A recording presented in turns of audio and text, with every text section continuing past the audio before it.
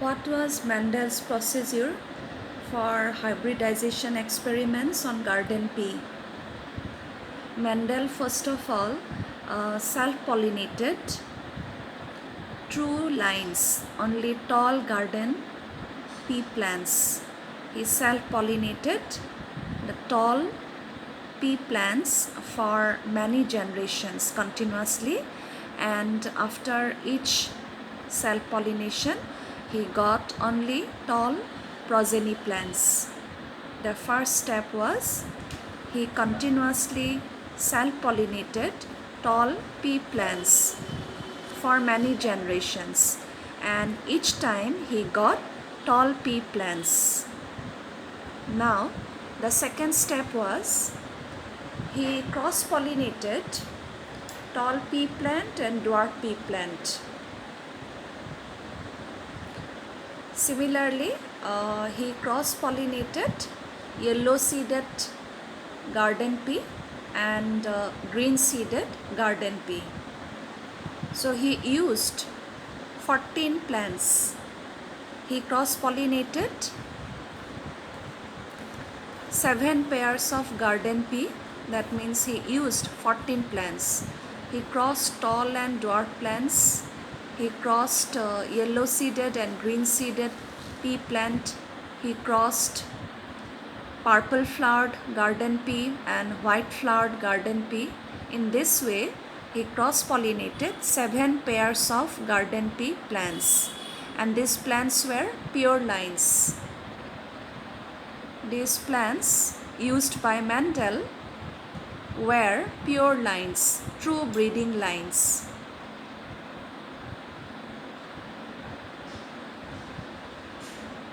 After cross-pollination,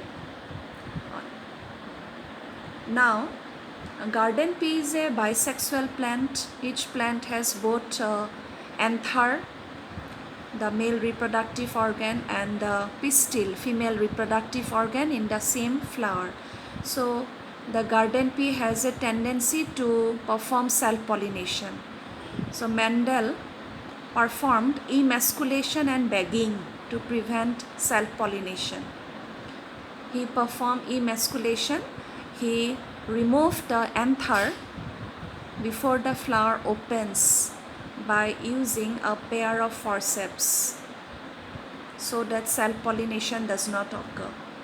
Emasculation means cutting off the anther before the flower matures, before the anther opens to release the pollens. Anther is removed by using forceps so that the pollens of the same flower are not deposited on the stigma. This is called emasculation. After that, the flower is covered with a bag of suitable size. This is called bagging. Emasculation is followed by bagging. Bagging prevents contamination of the stigma. When the stigma becomes receptive, pollens are collected from another plant and dusted on the stigma. Emasculation is followed by bagging. When the stigma becomes receptive, mature pollens are collected from another plant, dusted on the stigma. The flower is again covered with a bag. The flower was again rebagged so that seeds and fruits develop. This prevented self-pollination. Okay. Then, after a few days, he observed fruits and seeds developed. He collected the seeds. The seeds were sown in the field to raise new plants. The first batch of the daughter plants he obtained in the field, in the garden, represented F1 generation, first filial generation. After complete cross-pollination, seeds developed. He collected all the seeds, Seeds were sown in the field and new plants grew. He observed the characteristics of the daughter plants, the progeny plants in the garden.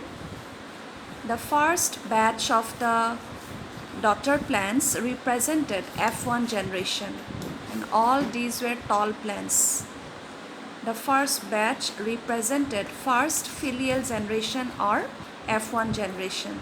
All these were tall plants. That means only one character of the parents was expressed, tallness. Mendel crossed two parent plants, tall and dwarf. Only one character, only one trait was expressed in the F1 generation. All progeny plants in F1 generation were tall. That means only one characteristic of the parental plants was expressed. Now, the F1 plants were allowed to undergo pollination. Mendel did not do anything. No artificial procedure, no hybridization was done. All the F1 plants, the progeny plants of the first group, were allowed to undergo pollination, natural pollination. As a result, seeds developed.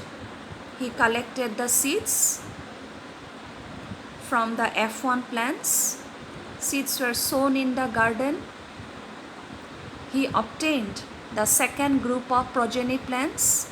The second batch of the daughter plants represented F2 generation, second filial generation.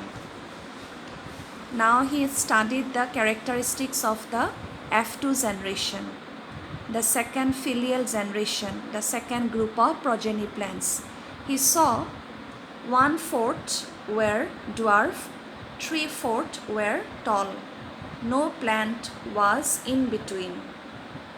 No plant was in between height. That means no plant showed height in between tallness and dwarfness. They were either tall or dwarf. 3:1. Tallness and dwarfness was expressed in the ratio 3:1. So 1/4 were dwarf plants, 3/4 were tall plants.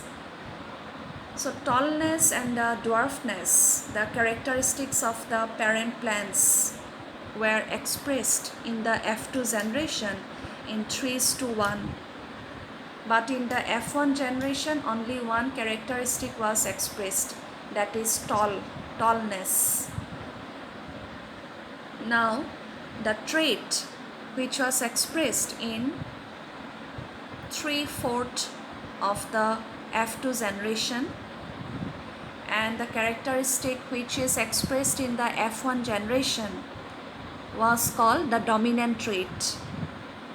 And the trait which was not expressed in the F1 generation but was expressed in the F2 generation in 1/4 of the progeny plants was called recessive trait. Dominant trait, tallness; recessive trait, dwarfness. The trait which was expressed in the F1 generation was called the dominant trait. The trait which was hidden in F1 generation but was expressed in the F2 generation in 1/4 of the progeny plants was the recessive trait. So dominant trait, tallness; recessive trait, dwarfness. Similarly, in other pairs of garden pea, purple flower, dominant trait; white flower, recessive trait; yellow seed, dominant trait; green seed, recessive trait; axial flower, dominant trait; terminal flower, recessive trait. So this was the procedure of Mendel's hybridization experiments. He got F1 generation, F2 generation. He continued till F3 generation.